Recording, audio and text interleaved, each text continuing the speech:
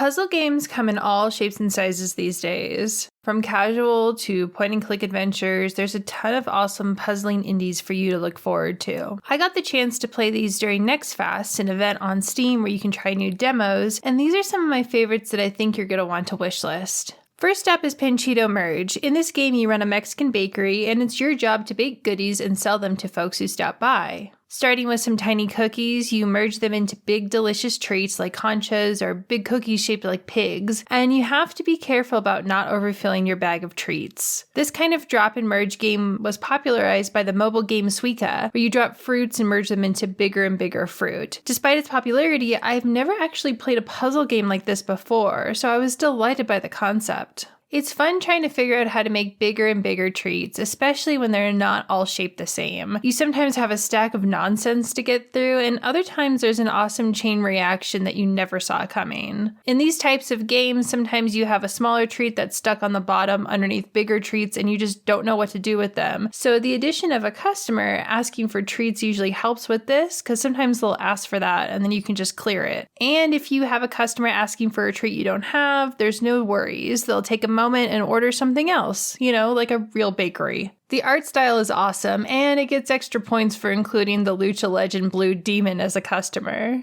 I'm really looking forward to expanding this a little bit more. I don't necessarily need story, but I'd love to see other bakery designs and more delicious treats to create. Other modes of gameplay would be fun too, like a versus or endless, and I can definitely see this going on mobile one day, and I'm really looking forward to playing it on my Steam Deck before bed.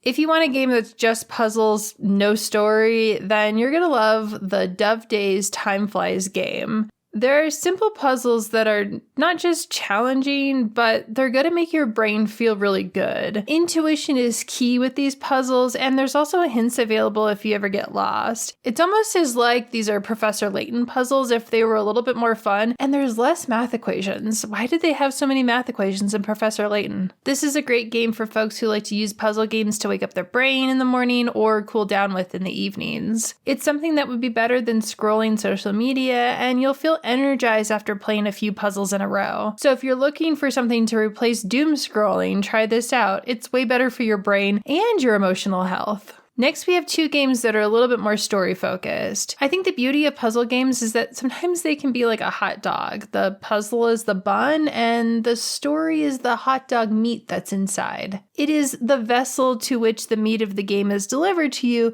but it tastes good too. The first is a game I've been looking forward to for a while called Piece Together. It's about a girl reflecting on her childhood friendship while creating a scrapbook to catalog their time together. You get the sense that they grew apart, and the point of the game is to find out why through piecing together the scrapbook. This is such a great game for fans of unpacking, which effectively did the same thing through showing a life changing through moving and unpacking. It has some similarities with A Little to the Left, but it lacks the can only figure out the puzzle one way dynamic that I didn't love about that game. Instead, you get to put together this scrapbook how you like, and the challenge comes from figuring out which pieces go with which memory. I enjoyed this game a lot, and I'm excited to see where it goes. I really wonder how heavy this game could get and what kind of themes of lost friendship will be found here. I also think this would be a great format for any kind of game. I would love to see a cold case murder mystery game put together like this. Last, we have what is probably my most anticipated game right now, HABROMANIA. The title refers to a psychosis where an individual has delusions that are cheerful. What could that be? Well, what about, a white rabbit that shows you around? Or perhaps a friendly cat that can disappear when it wants. Yeah, so if you're getting Alice in Wonderland vibes, that's pretty much the point. Alice in Wonderland is one of my favorite IPs because it can be interpreted differently by each creator that takes it into their own. Alice herself is always supposed to be the voice of reason, but she's stuck in a world where nothing makes sense, and there's a dizzying obtuseness to everyone she meets. There's a lot of great themes that you can pull from that and different stories to tell depending on the author. This game isn't just beautiful, it's also got really fun point-and-click puzzles. The only time I got stuck was when I didn't realize I could walk over to the next screen to open up a new area, which I will happily take the blame for. Alice herself is funny and curious, so she makes a really excellent protagonist promise to lead you around this underground wonderland. I love that Wonderland itself looks like an abandoned city, almost as if her real home was built on top of it many decades before. There's this unease about it, but the game itself is really fun and delightful and just a total joy to look at. There's small details like how her speech bubble pops up to a tune of a piano. Like, I found myself saying, oh, they didn't have to do that, as if the developers couldn't help but add little flourishes here and there to make the game truly delightful. And I think there's choices to be made with some of these point-and-click puzzles as well.